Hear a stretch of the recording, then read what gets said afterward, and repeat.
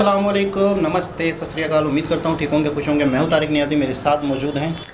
अस्सलाम वालेकुम, सत श्री अकाल। मैं हूँ मुस्कान बलूच। तो चलते हैं वीडियो की जाने, फिर करते हैं गपशप। तो दोस्तों, वीडियो का टाइटल है Dwarka city, Dwarka temple, bat द्वारा, द्वारका सिटी शहर है। तो इसकी वीडियो देखते हैं, स्टार्ट करते हैं वीडियो को। हिस्टोरिकल शहर है ये।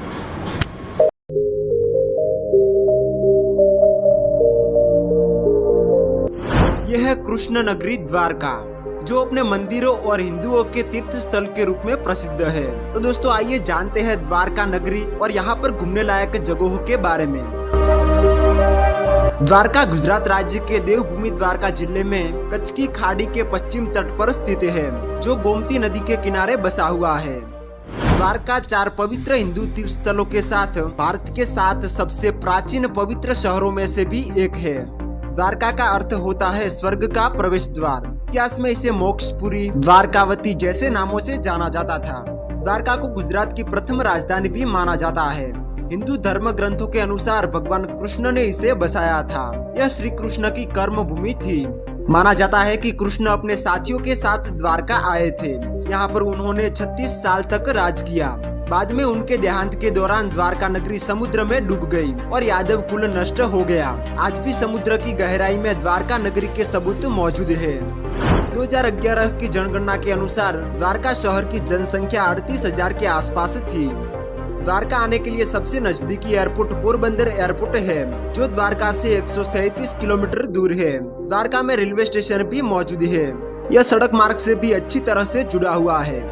दोस्तों, बात करते हैं द्वारका में घूमने लायक जगहों के बारे में। सबसे पहले है द्वारकाधीश मंदिर। यह मंदिर जगत मंदिर के नाम से भी जाना जाता है। भगवान कृष्ण को समर्पित यह मंदिर चालुक्य शैली में बना है। कहा जाता है कि इस मंदिर का निर्माण भगवान कृष्ण के पोते ब्रजनाभ ने करवाया था। 5 मंजिला इस मंदिर में 2 द्वार है, एक मोक्ष द्वार और दूसरा स्वर्ग द्वार। दूसरे नंबर पर है गोमती घाट। गोमती घाट मंदिर के पास ही स्थित है। मंदिर में दर्शन करने से पहले श्रद्धालु गोमती घाट पर स्नान करने आते हैं। यह घाट गोमती नदी पर स्थित है, जो भारत की पवित्र नदियों में से एक है। यहाँ पर डुबकी लगाने से पापों से मुक्ति प्राप्त होती है। तीसरे नंबर पर है बेट द्वारका। बेट द्वारका समुद्र में बसा एक द्वीप है, जो द्वारकाधीश मंदिर से 30 किलोमीटर की दूरी पर स्थित है। यहाँ पर पहुँचने के लिए पहले आपको ओखा से नाव में बैठकर जाना पड़ता था, लेकिन हाल ही में प्रधानमंत्री ने ओखा और बेट द्वारका को जोड़ने वाले सुदर्शन ब्रिज का उद्घाटन किया, जिससे लोग आसानी से यहाँ पर पहुँच सकते हैं। भगवान कृष्ण ने इसी जगह सोने के महलों का निर्माण करवाया था और मित्र सुदामा से मिलन भी इसी जगह पर हुआ था। यहाँ पर कई सारे मंदिर देखने लायक है। नंबर 4 पर है नागेश्वर ज्योतिर्लिंग मंदिर। द्वारका में स्थित यह मंदिर भारत के 12 ज्योतिर्लिंगों में से एक है, जो द्वारकाधीश मंदिर से 16 किलोमीटर की दूरी पर स्थित है। भगवान शिव को समर्पित इस मंदिर में भगवान शिव की 80 फीट ऊंची विशाल प्रतिमा है। 12 ज्योतिर्लिंगों में से इसे सबसे पहला ज्योतिर्लिंग माना जाता है। नंबर 5 पे है रुक्मणी मंदिर। भगवान कृष्ण की पत्नी रुक्मणी को समर्पित यह मंदिर शहर से 2 किलोमीटर दूर है।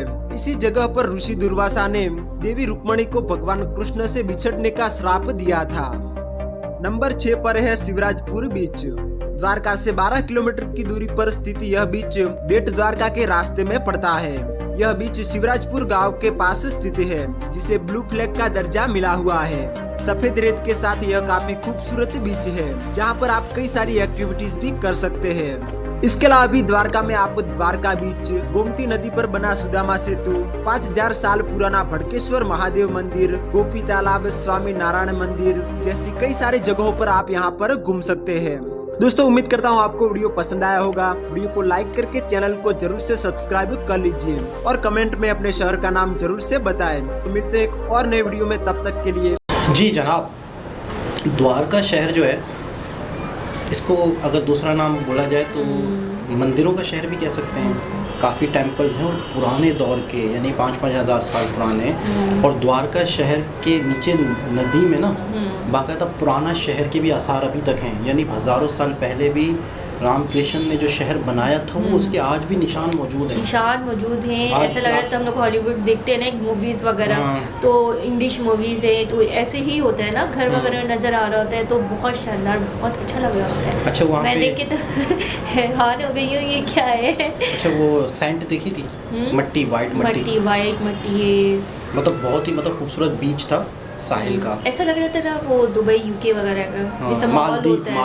मालदीव हाँ। के जो साहिल हैं वो इसी तरह के हैं। और जैसे वो है अपना लक्षद्वीप, मालदीव, वहाँ पे साहिल की रेत है ना इसी ऐसे ही वाइट है, मतलब बिल्कुल खूबसूरत, ऐसा लगता है जैसे अनटच है, मतलब यहाँ पे कोई इंसान गया ही ना हो, दिखने में अच्छा लग रहा होता है। अच्छा द्वारका शहर में काफ़ी घूमने की जगह हैं, मतलब अगर आप वहाँ जाते हो तो आपको 1 से 2 दिन लग जाएंगे। मुख्तलिफ टेम्पल्स हैं, मुख्तलिफ बीचेस हैं और टेम्पल्स ज़्यादा हैं जहाँ तक मैंने देखा। और बहुत हिस्टोरिकल सिटी है, बहुत ही अपने आप में यूँ समझ लो कि हज़ारों साल पुराना और धार्मिक शहर है। और नदी भी, अच्छा नदी के साथ ही घर बने हुए हैं, घर है ना, मतलब कितना अच्छा मैं लगे। आपको कह रही थी, अगर ये हमारा घर ऐसा होता, सामने पानी है तो लड़कियां भी निकलती, लड़के भी निकलते। यहाँ अगर लड़का लड़की निकले ना, समझ जाइए कि एक दूसरे से चक्कर लाइन मारना, दोस्ती करना। यहाँ पे बाकायदा मुझे ऐसा लगता है शाम के टाइम पे लोग आके बैठ जाते होंगे, कितना अच्छा लगता होगा ना।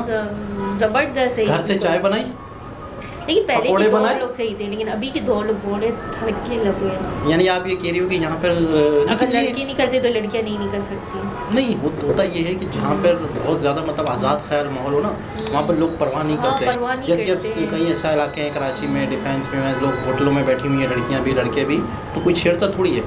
लेकिन अकेली लड़की जाए तो हमारे यहाँ तो मेरे ख्याल में मुश्किल हो जाता ये है। बहुत अच्छा, ज़बरदस्त है, मुझे तो बहुत अच्छा लगा। नदी के सामने घर अच्छा लग रहा था, मतलब आइडियल। हाँ, ज़बरदस्त लग रहा था। तो दोबारा किसी और वीडियो के साथ आपसे मुलाकात होती है, जब तक के लिए अल्लाह अल्लाह हाफ़िज़।